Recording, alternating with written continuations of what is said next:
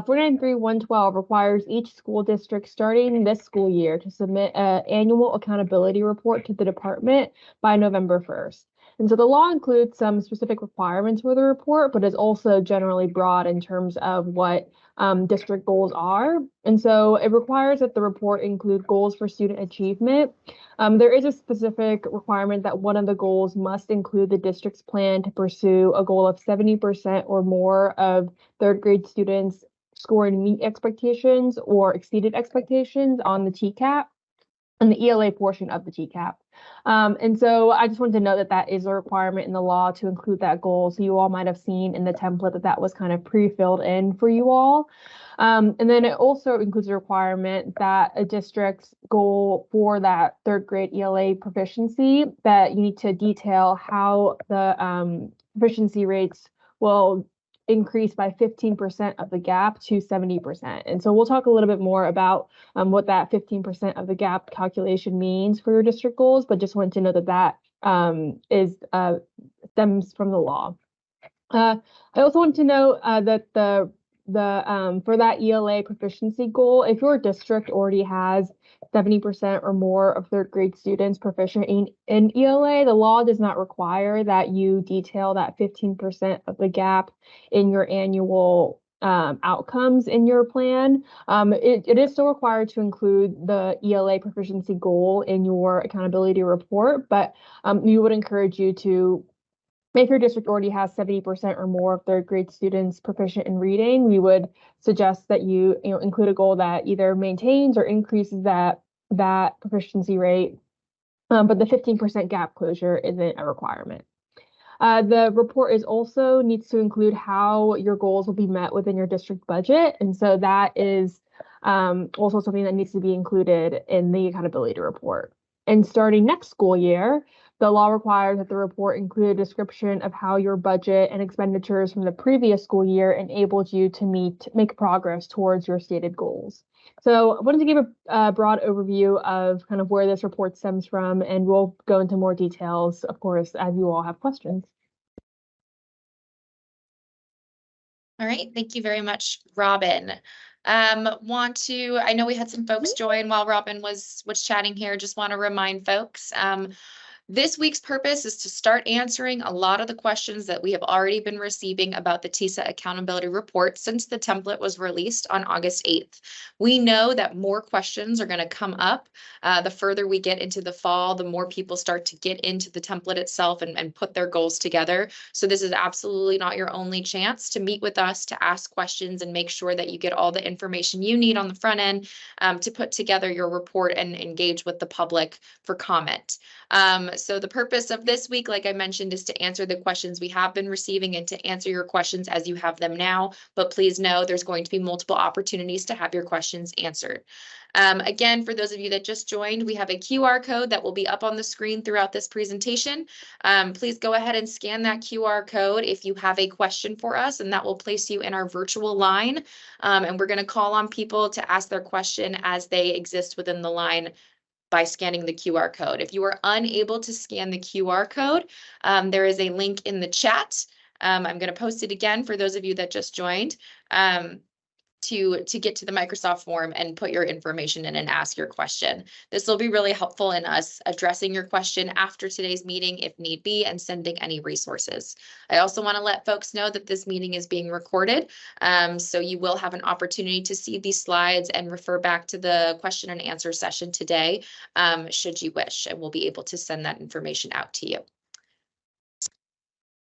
With that, I'm going to pass the baton over to Ginger Leach, our Senior Director of Regional Support. She is here to talk about some of the questions that she has been receiving from you all as it relates to planning and setting goals, and to talk through some guidance materials that exist on our website and how those might be helpful in the planning process. So Ginger, over to you. All right, thank you so much, Grace. And I am going to place a guidance document in the chat for you guys to reference. So this guidance document can be found on the Tisa site on the department's page under the additional resources. So know if you need to reference that later, you can find it there, but we also want to make sure you have it there on the chat. Thank you, Grace, for screen sharing there for us. So I'm going to talk through this document a little bit and kind of walk you through an example to illustrate how you might think about approaching this accountability report.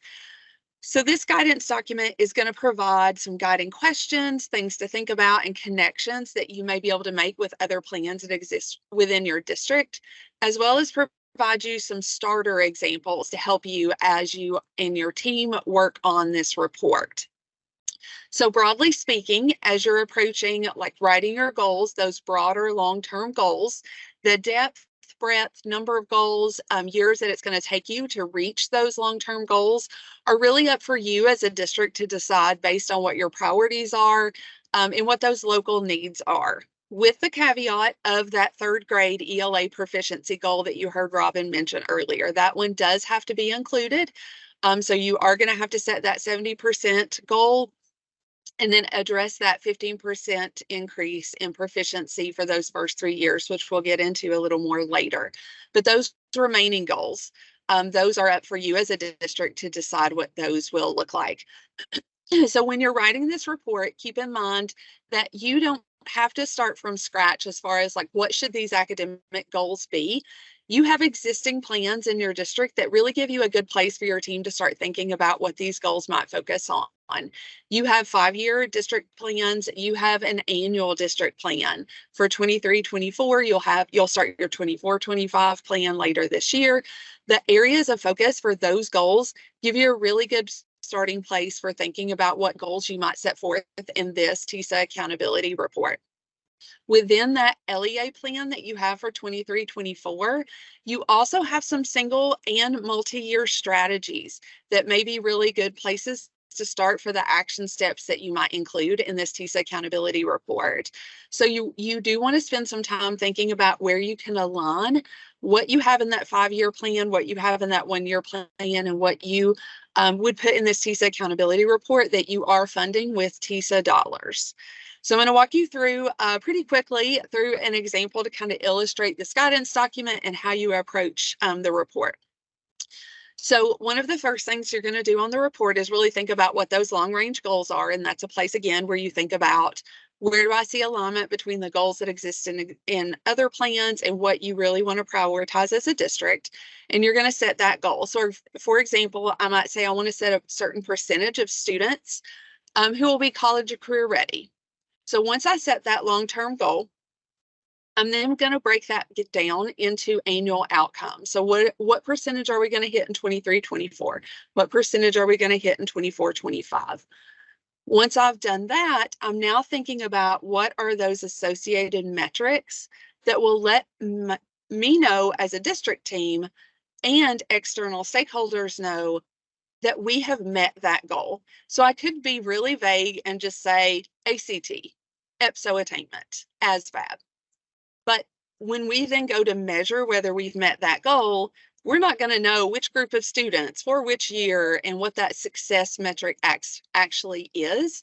We need to more clearly outline exactly which group of kids, which year, what success actually looks like. So you have examples in this guidance document that actually outlines what other things you might want to outline in those associated metrics. So internally, when it's time for you to check on progress of the goal, whether you attained it, whether you fell short, you know exactly what it is you're looking at from an internal perspective. But externally, your external stakeholders will also know this is exactly what our district says they're shooting for and how they'll know that. So being really clear in what those associated metrics are is really important from both internal and external perspectives. So once we've set our long-term goal, we've broken that down into annual measures, and then we've outlined what those associated metrics will look like.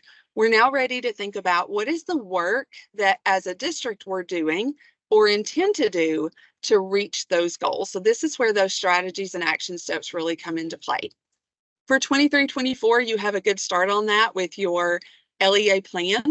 For future years, you're thinking about what are those multi-year strategies that we can carry forward.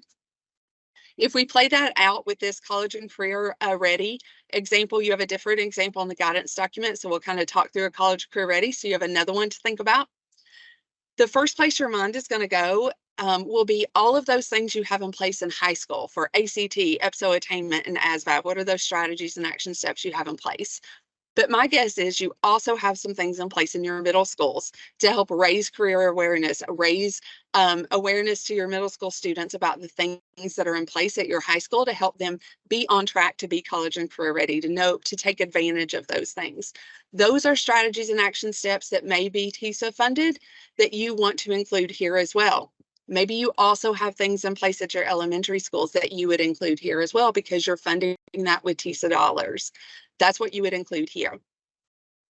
When you then move to describing how your district intends to use their budget to support those strategies and action steps, this is where you're thinking about how are those TISA dollars helping you fund those strategies? So what are the things that, when you think about the strategies you have in place, how are your TISA dollars helping you accomplish those things?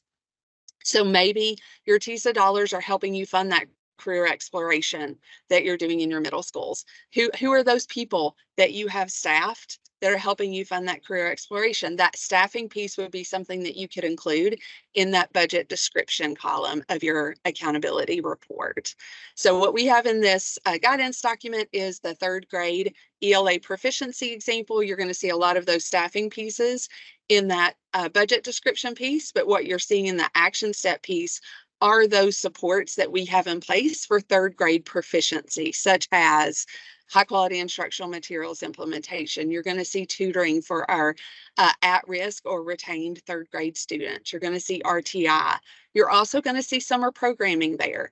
With summer programming, this district may be using some additional TISA dollars to supplement their third grade summer programming so they can have smaller class sizes or additional resources. So what you're thinking about here with this report is really how the TISA dollars are supporting the strategies that you have in place to reach your goals. It's not starting with the budget, it's starting with the goals that you have for your district, the strategies and work that you're putting in place to meet those goals, and then how your budget is supporting those goals and strategies. And so hopefully this document will kind of help you walk through that, the questions you want to ask your team to surface that work, and then moving to how your budget is supporting that work. So we're now going to shift to, now you've had a little framing for the guidance document and the report, we're going to switch over to some questions we've already received and answer some of those that you all may have already had these kind of circling in your head, and that may take care of some of your questions, and then we'll open it up to whatever else that you may have either you're already thinking about or need clarification on. So one question that has come up is, when we're thinking about setting this third grade goal, should we just be using the third grade TCAP score, or should we be using the third grade TCAP score and pulling in the retake score? So letting that retake score replace the third grade score. And so I want to give you a little bit of background on that, and then also give you, the answer for that as well. So that third grade retake opportunity was really to provide a pathway to promotion for those students who scored below or approaching on the ELA portion of their spring TCAP. So that retake assessment can be used to help determine an appropriate intervention, but the retake did generally represent the overall blueprint for the third grade ELA TCAP, but it did not include the writing portion. So because of that, we will not want to replace the third grade retake we would not want to replace the third grade TCAP with the retake. We want to stick with that third grade TCAP score when we're thinking about setting that 70% proficiency. I'm getting all tongue-tied. So stay with the third grade TCAP. Don't pull in that retake as a replacement for that, because it is not representing that full test, including the writing portion. Another question we've received is, when you looked at the TISA accountability report, you probably saw that it represented multi-years instead of just a single year. And so why is that? And so when we think about TISA, it really provides the opportunity for more intentionally planning and budgeting to meet the needs of students. And so in order for us to intentionally plan and budget for our students over multiple years, we really need to think about where we want to be several years down the road, and then really backwards map that and think about what does that mean we have to do for each of those individual years in order to get where we want to be several years down the road. And to do that, we have to think about what does that mean to budget for multiple years down the road? How do we have to think about our budgeting for multiple years to reach those long-term outcomes that we want to have for kids?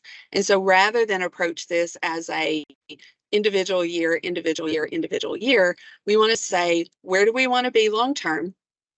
What does that mean that we need to do in manageable, smaller chunks or yearly steps so that we can more easily budget in sustainable ways that will lead us to those long-term student outcomes? So another piece that you may have thought about as you were looking at both this report as well as just your TISA budget is so much of your budget is maybe focused on staffing. And so how do you begin to include staffing in this report? And should that actually be a goal?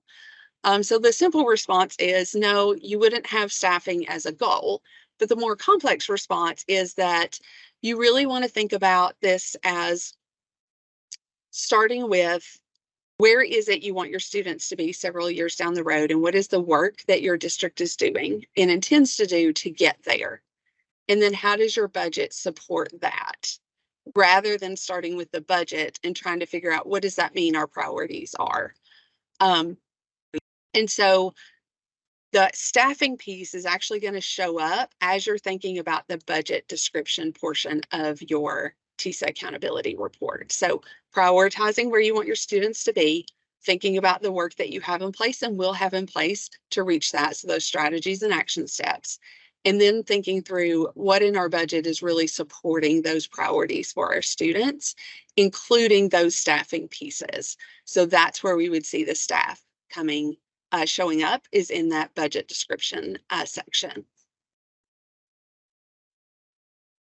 Another question we've received from a few people is that they have prioritized some mental health supports within their TISA budget. And so they're wondering about, should we actually focus one of our goals on mental health supports? And so since this report is meant to be focused around the academic goals that you set for your district, and we fully recognize that those mental health supports need to be addressed in order for students to accomplish those goals that you've set out academically, it'll be important for you to think about, if you want to include those mental health supports, that you do that through those strategies and action steps. So in order for students to access those academic goals, we need to include those mental health supports as those strategies and action steps, if that's something that your district has prioritized as part of those academics, rather than as a goal itself for this report. All right, folks. So that kind of concludes our FAQ walkthrough this afternoon. Now we would like to open the floor up for any questions that you all have after you've gone through and reviewed the TISA accountability report template. Like I've said before, please do use this QR code to put yourself in line for your question to be answered. This is so we can reach out to you directly if we do not get to your question today, and also so we have a record of what questions were asked and we can share that information out with everyone else, because I'm sure there's lots of folks out there who have similar questions to each other. If you do not have access to using the QR code, we do have a link in the chat. I will send it again for those of you that joined later. Please do go ahead and click that link and follow the prompts in the survey to quickly submit your question. So with that, we'll go ahead and get started. Our first question today comes from Robert Legault. Robert, I see that you're here. Great to see you again today. Please go ahead and hop off mute and ask your question. Hello again. Sorry. You guys' work yesterday was great. Thank you. I was just I have a question about I'm still thinking through like how to work with our district on how to write strategic goals, not just for year 1, but for 2 through 3 to 5. And I'm just kind of looking at this example with 3rd grade So like this example with third grade here with action steps and then the intended using your budget. Is there, so thinking through like, is there going to be some things that are going to look the same for each year and then maybe just some little adjustments each year based on, I don't know, funding changes, or I don't know, what's your thoughts on how to write those action steps and other things for years 2 through 5? So I can take this one and you guys feel free to jump in. So I think for, and I'll talk about the action steps part and then you bring me back to anything that I've left out. So I think for your action steps part, when you think about your multi-year strategies, there are going to be places where those are going to repeat for, 23, 24, 24, 25. There could be a little variation between those based on your depth of implementation of that work. And I think, your more recent years are probably going to be more robust than, your fifth year. Because you're in the here and now and you know the depth of that work that's happening. And year 5, the multi-year strategies that you'll still be implementing 5 years from now. But the single year strategies that you have happening right now, you don't know exactly what those may look like, 5 years from now. So some of your strategies, you can go ahead and map out 5 years. They're multi-year. You have those things in your LEA plan right now. You have other things that you're planning to implement that you'll know, and those things can repeat on out. Single year, that may also, be true. I think for your goals, you're setting that multi-year. You know what you plan to accomplish this year with that goal, and then trying to think about what makes sense for chunking that out over multiple years for, what your district thinks it can accomplish, reasonably accomplish, but still being, aggressive in trying to accomplish each of those goals for those years and hitting your end target for your end year with that. And then as far as that budget piece goes, when we think about those multi-year strategies, for the most part, like what you have supporting those strategies in 23, 24 and 24, 25, I think you as a district have to examine, are we still going to have these same supports in place, same staffing in place supporting those things, the same support structures that we're funding through Tisa in place? If that's true, that could repeat. If there are some of that you're like, we're funding this contract now, we don't see that being in place in the future, that would fall off. I had a conversation with a director recently who was talking about like their instructional coaches. She said, we fund that federally. We don't fund that with Tisa. So we wouldn't include that here, but it's still great support, but we're not going to include that on here. I'm like, that's exactly right. Great work, but it wouldn't include here. What else do you have that would be supporting these goals? And so they're going to list, think through those things. And is that every year from now on, or is that just a single year that would be in 23, 24? Thank you. That answered the question. I appreciate it. All right. Thank you very much, Robert. Our next question is from David Adkisson. David, if you're on the call, please go ahead and unmute yourself and ask your question. Hey, my question was, is it required that we have to have our Board of Education approve our accountability plan, or can it be done without any official board action?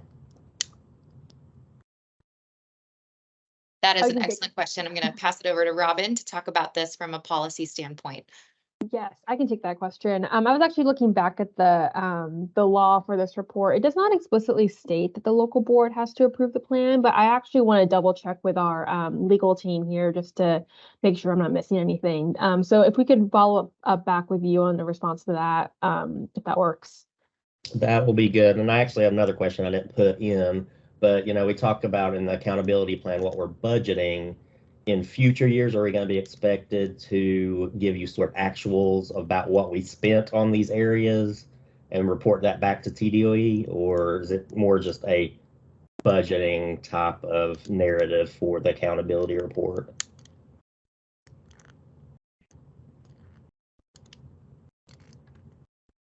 So, okay, Go ahead, Ginger. I see you came off mute. Yeah, well, I was going to ask a clarifying question. Are you asking for this year's report or in future years? Well, I guess a little bit of both, because I'm more accounting, so I'm trying to figure out how do we cost center things if we're going to be required to do so. Because we're already cost centering grants, different areas of programmatic activities. So I just want to know what sort of some reporting requirements are going forward, how we're going to have to report that to you all.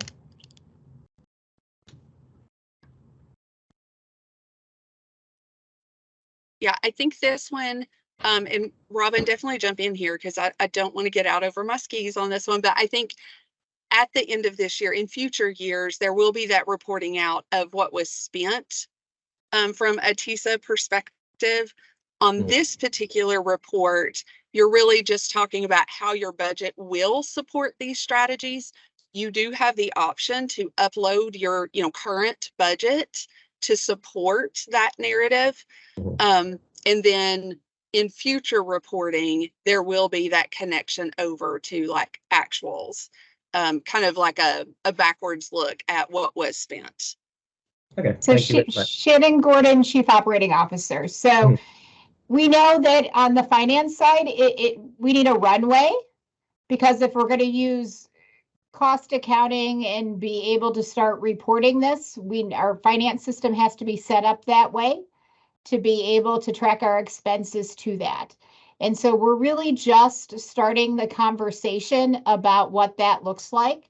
So anticipate that this year we're starting that conversation and look towards a 3-year runway about how that reporting is going to look. And we're really going to start with superintendents literally next week in Gatlinburg with a session to start talking about what is financial reporting going to look like. And so anticipate a lot of conversation over the next several months about this. And so anticipate us reaching out a whole lot to keep this conversation going. But no, nothing's happening overnight, and we're going to build to it. Okay, thank you very much for that clarification. Thank you very much, Shannon. I am going to pass it over to Lisa Williams. Lisa is next on in our line for questions. So Lisa, if you're here, please go ahead and go off mute. Hey, I do have one question, and it is, how long does the report need to be out for public comments before submitting by November the 1st? That is an excellent question, and I will have Robin jump in if I say anything incorrect here, but it does not actually specify in the law a length of time that your report needs to be available for public comment, just that it needs to have received public comment prior to submission to the department on November 1st.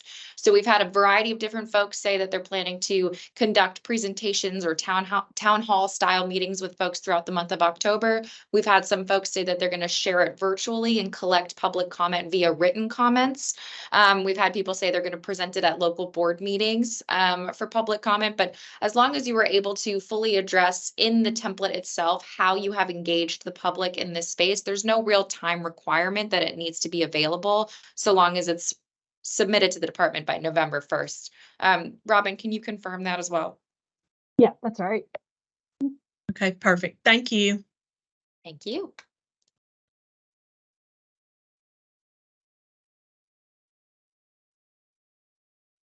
All right, well, it looks like we don't have any remaining questions just yet in the queue.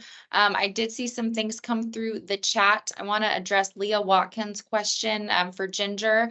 Leah asked, Ginger, you may have mentioned this, but are these goals expected to align with our district SIP? Sorry, having problems getting off mute. So it's not required that these goals align to your district plan, but I think that is a really good place for you to start, because those are also goals that you have prioritized for your district. You're prioritizing resources for those goals, which is what you're doing in this report as well. So I think that gives you a really good starting point for this report. So is it required? No. Would it be best practice? Probably. Thank you, Ginger. And Leah, if you have any additional questions, please feel free to come off mute and ask anything clarifying that you might need. I see Alan Ramos has also asked where this presentation will be housed. That's a great question, Alan. I think likely we will house all presentation materials on the TISA webpage and supporting under additional resources. That's where we currently have the TISA accountability report template, some of the guidance materials we walked through at the beginning of this call, and then we will also have this presentation available for folks to see. I will also note that we are going to be sharing a version of this presentation with superintendents in next week's SSC Gatlinburg conference. This will be a much more robust slide deck that includes some of the information we have been hearing from you all through these office hours that we want to be sure to include in that presentation. And those will be shared with your superintendent at the conclusion of the conference as well. So you will have access to a lengthier presentation at that time.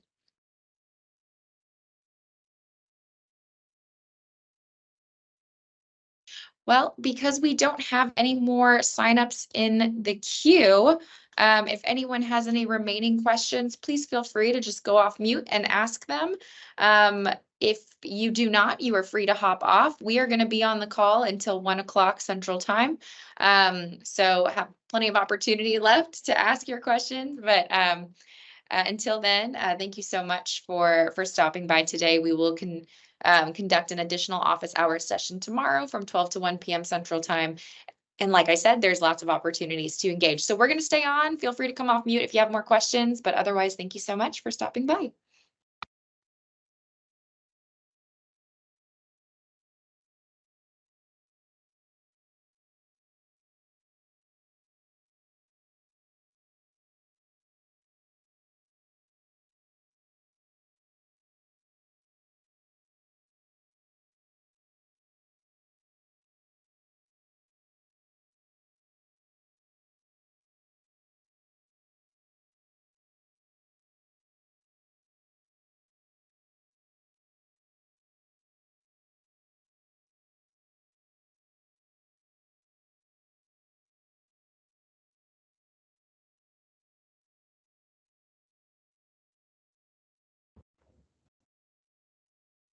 Grace, I had a question.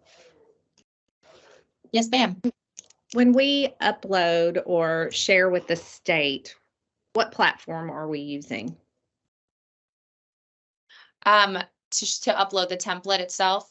Yes. So I believe, let me pull up the template just to double check. I believe that we are actually not uploading via a platform. I believe Okay. the template just needs to be emailed to our TNEDU funding email address, which is on the template itself.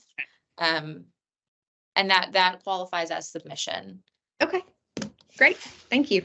Yep. Hey, Grace. I think we also have an option to upload in e-plan as well. That's great. Thank you. Here I was scrolling through. Lisa, I'm so sorry. Yes. Completed reports will also need to be submitted in e-plan by November 1st. Additional questions or concerns can go to that TNEDU funding email address. Good catch, Ginger. This is reading too quickly. Thank you, guys. I see we have a hand up from Julie Thomas. Yes, can you hear me okay? Yes, ma'am. Okay, great. I kind of wanted to circle back around just a second and ask about when we get to the part of the plan that's going to be that third row, which describes the district intends to use their budget to execute the action steps and meet the stated goal, that I understood it to be that this first year that we are building this, specific numbers do not have to be included in the narrative, but we do want to include our budget when we submit. Is that correct? So you're right. You do not have to include specific numbers in it. It is optional for you to provide a copy of your district's budget. Okay. Optional. I think that moving through it year after year, you're going to have a better idea of the expenditures that you're going to have, and therefore you're going to see a little bit more specific information. But that's good to know that it's this first year in the narrative, the numbers don't have to be there. Thank you. That's exactly right. Sure. Thanks, Julie.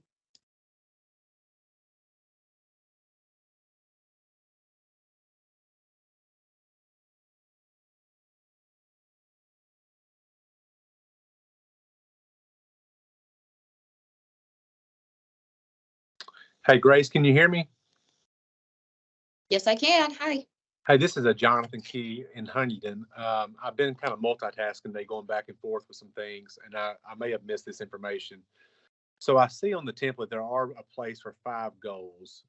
Is it required to have 5 goals? I can take that question. It is not required to have all 5 goals. We kind of left some placeholders or that's there for you all to fill out. But the only goal that is required is that 3rd grade ELA goal. You all can choose based off your district's needs, kind of how many total goals you'd want, whether it's 2 or 5 or 7 if you need more space on the template. But yeah, no, it's not required to have all 5. You do need the 3rd grade ELA goal though. Okay, thank you.